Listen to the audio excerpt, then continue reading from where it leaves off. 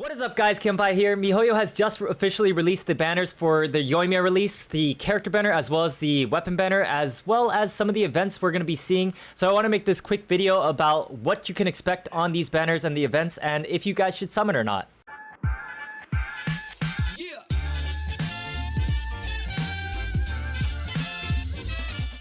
So let's first talk about the character banner. As you guys see here, Yoimiya is going to be the 5-star rate up character, and as you can see for the 4 stars, it's going to be Diona, which is a great cryo shielder as well as healer, Sayu as a Anemo healer slash slight damage dealer, swirler, things like that, and Xinyan as a physical support main DPS or half pyro, half physical. Let's talk about Yoimiya. If you guys are unfamiliar with Yoimiya, she is part of the Inazuma story quest. You guys can try her out a little bit. She is going to be a pyro bow user where she has the standard auto attack animation and the standard fire charged arrow, although this one has a charge level 2 where you can have like these extra kindling arrows and such.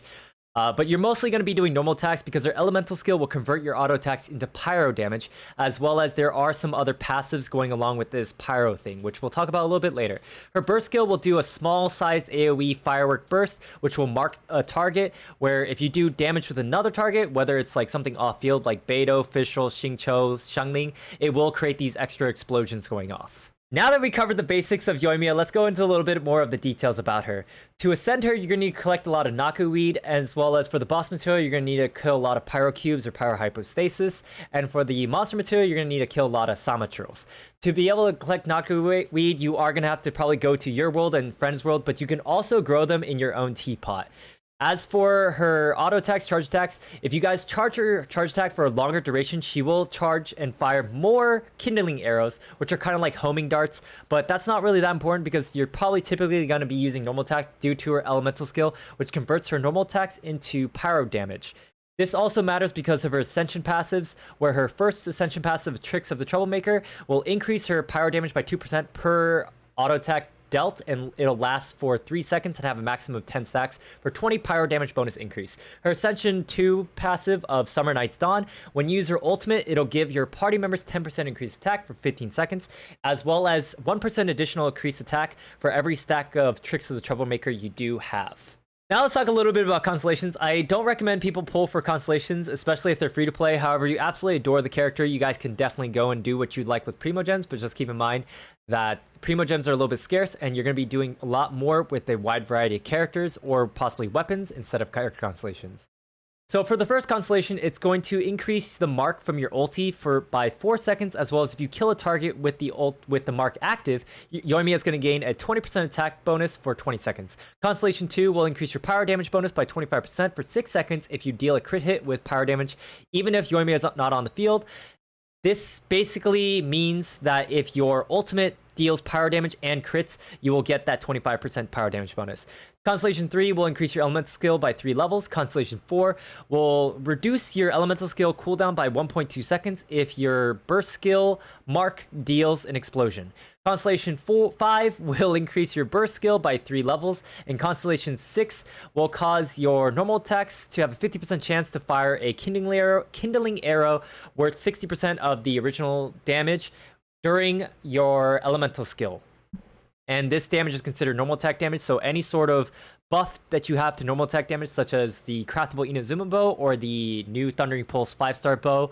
Now that we fully talked about Yoimiya, should you guys pull for Yoimiya? I personally don't think Yoimiya is going to be that great of a damage dealer. People have done a lot of tests such as 10-10 and done them on world bosses and various other things, and the damage didn't really seem that great. However, I do think she has potential. I think people should wait until testing is done. Let the whales, let the content creators summon for the character and test her out, see what her combinations work with certain team compositions. But if you guys absolutely love her, once again, do what you'd like with your Primogems. Don't care about how well she does, because I can almost guarantee you that she will be able to beat the endgame content with enough effort and love put into her. Since Sayu is a 4-star support, I'm just going to really quickly go over her, but she is new, so I will talk a little bit more. Her English voice is by Lily Pichu, if you guys know who she is. She's a very famous content creator. I don't know who that JP voice actor is, but if you guys know, then all good to you. So she is going to be a Nemo Claymore user. She's going to have like the standard Claymore attack, except she's going to ninja dash into a smack, so you could probably expect some people main DPSing Sayu.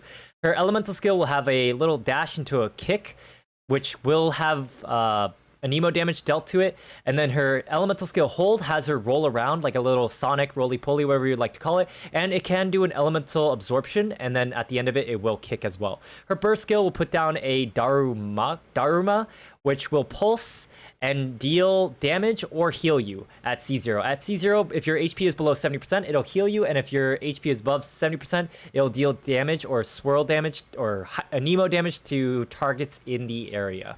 Now let's quickly go into a little bit of detail about Sayu. As you can see here, her Ascension material is Crystal Marrow, as well as the boss Ascension material is going to be the Magu Kenki material, and the monster material is going to be the Whopper Flower Nectar. For her elemental skill, the longer you hold down her roll, the more damage the kick will do, but honestly, it's probably not going to be worth to hold it down, but we'll do some testing later on. For her burst skill, her heal is going to be based off attack percent, although one of her Ascension passives is going to allow her to heal more the more EM she has as well. One of the big things about Sayu that people are looking forward to is her passive, where when Sayu is in the party, your characters will not startle crystal flies and other certain animals when getting near them. So this could also mean something such as boars or whatnot, but crystal flies have obviously been a big annoyance to try to catch, where you try to jump up to catch them while they run away from you, flying away. As for her Ascension passives, her first Ascension passive will allow her to heal whenever she does a swirl reaction, but she does have to be on the field. The more EM you have, the more healing that will be done from the swirls while she's on field, as well as her other Ascension passive will allow her to heal other allies, such as in co-op, as well as increase the AoE of its attack against opponents. Now let's really quickly go over the constellations. Constellation 1 is going to ignore the HP limits so that you can heal and deal damage, just like Bennett. Constellation 2 is going to allow you to deal more damage with your press or your tap on your elemental skill, as well as every half second, the windmill state of your elemental skill hold will increase in damage as to have a maximum possible damage of this percent here. Constellation 3 will increase your burst skill, or I don't know which one it is, element skill, burst skill, as well as Constellation 5 will do the other one. Constellation 4 will allow you to recover 1.2 energy every time you trigger a swirl reaction, but this can only occur every 2 seconds, which is not very good. Sayu has an 80 energy cost burst skill, so I don't think this is a really important skill. Keep in mind, this is 1.2 flat energy, not a 1.2 energy particles. And there's a pretty big difference between the two. And her C6 will allow her to have more elemental mastery gain for heals as well as damage. So with constellations, I do think Sayu is a lot better. However, I don't really think it's worth to try to force Sayu's constellation unless you absolutely love her. But keep in mind, chasing after a C6 4-star can often cost a lot more than a C0 or even a C1 5-star rate up character, because you can end up getting a lot of other 4-stars over and over, and there's no guaranteed. As for Sayu's place in a team, I think she's really only a healer, and if she's only really a healer, it might be a little weird because we already have Jean. If you don't have Jean, you can definitely slot this in, but her elemental skill and her burst skill don't seem to really have control over an enemy manipulation, such as a lot of other characters like Sucrose, Kazuha, even Jean to an extent, and Venti, and so forth. And so if the elemental skill doesn't do any sort of control, I don't see a lot of play for her. But if you guys like Lily Pichu or just like her in general, feel free to go for her and explore the map with her. It's not a big deal. Because Diona and Xinyan have existed for a while, I'm not going to really talk about them. We're just going to do a really brief overview for people who are new. Diona is an extremely good 4-star unit. She's probably the second best 4-star healer next to Bennett. She has great shield strength if you just build her HP percent, HP percent, HP percent. And she's very low investment because you really don't need to have a set bonus. All you need to do is go HP percent, HP percent, HP percent, Goblet, Hourglass, and Helmet. If you do want to use a set bonus, you can always use 4-piece Noblesse Oblige or like 2 Maiden, 2 Tenacity Millet, things like that. As well as constellation-wise, you really don't need constellations either. However, if you do get constellations, you can be good. Constellation 1 regenerates a little bit of her energy, so she doesn't need as much energy recharge, but her shield should be able to protect you enough so that you don't really need her healing. Her Constellation 2 makes her shields even stronger, as well as her Constellation 6 gives you an EM boost to your allies. However, a lot of times these days, people don't really use Diona on an elemental reactionary based team. But all in all, I do recommend you guys pull for Diona if you guys don't have another healer like shielder like Zhongli, and you only have Bennett, Barbara, and so forth. Using Bennett and Diona is a definite good pair.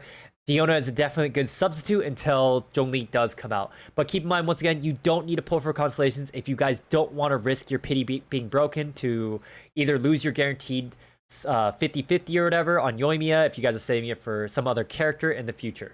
Because this video is getting long, let's go really quickly over Xinyan. I have a level 90 Xinyan, and I am extremely not that happy with it. She has mixed damage of physical and pyro, like I did say before, so she has an identity crisis to be able to do a lot of damage as main DPS. As a support, she can be a physical support, especially with Constellation 4, where she reduces physical resistance, but when she has her shield active, she does increase physical damage by 15%, but this shield is usually paper thin, so it goes away really fast. There's a lot better alternatives if you're trying to run her as a physical support than running Xinyan. That's pretty much it. If you guys want to get her and use her, then go ahead, but I don't really recommend her or building up her. As for the weapon banner, I think this weapon banner is very good. However, the 5-star weapons aren't that great. At least Thundering Pulse is not that great because it's a very niche weapon for pretty much just Yoimiya, and you can use it on Tartaglia. Apparently, it's like 3 to 5% better than Skyward Harp on Tartaglia. However, I don't really think that's worth it. In my opinion, I'd rather just go with Skyward Harp or Rust R5 or whatever, Viridescent Hunt, whatever it is. As for the 4-star weapon, Sacrificial Fragments is really only used on Sucrose. Dragon's Bane is really only used on Xiangling on a Vaporized team, or Hu Tao on a Sucrose on a Xingqiu Hu Tao team. Sacrificial Sword is really good on Xingqiu. However, there's a lot less use for Xingqiu in my opinion these days. However, you can also use this on Jean or other longsword user supports. Favonius Bow is a very good bow as well too. However, you do get a free Fab Bow, and an R1 Fab Bow is still very good. Range Slasher is pretty dookie. Skyward Blade I think is a pretty good support weapon, as well as it can be used as a copium type of thing on main DPS. All in all, I think you guys can go for 4-star weapons if you guys are new, but they are sometimes a little bit niche. But the 5-star weapons I don't think it's worth going for, unless you absolutely love Yoimiya. Really quickly, for those that don't know what the Thundering Pulse limited 5-star bow does, it has 66.2% crit damage as well as 608 base attack at level 90. It increases your attack percent by 20%, as well as it has a stacking mechanic where you can stack up to 3 times to increase your normal attack damage by 12, 24, and 40%. The ways you can get these stacks is through normal attacks, elemental skill, as well as when your elemental energy is fully recharged to 100%, your stacks will disappear. So both of these banners will be released on August 10th, 6 p.m. your server time, and will go all the way till August 31st, 2:59 p.m. your server time.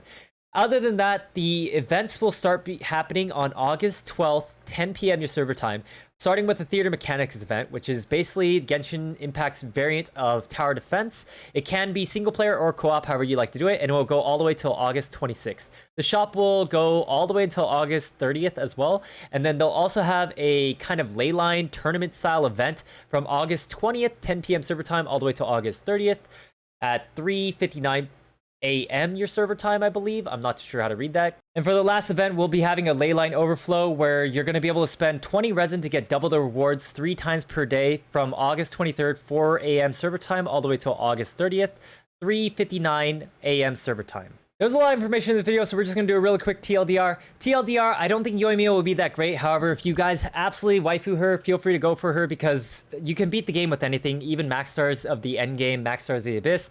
I think this banner for 4 stars is quite good for new players. However, if you're a veteran, I don't think you really need past C0 Diona, and Sayu is not really necessary if you're just purely grabbing her for a passive to be able to collect crystal flies. Xinyan is kind of a little bit a little bit out there, I guess. As for the weapon banner, I think the weapon banner has very good 4 stars. However, they do require quite a bit of refinements for them to be really great.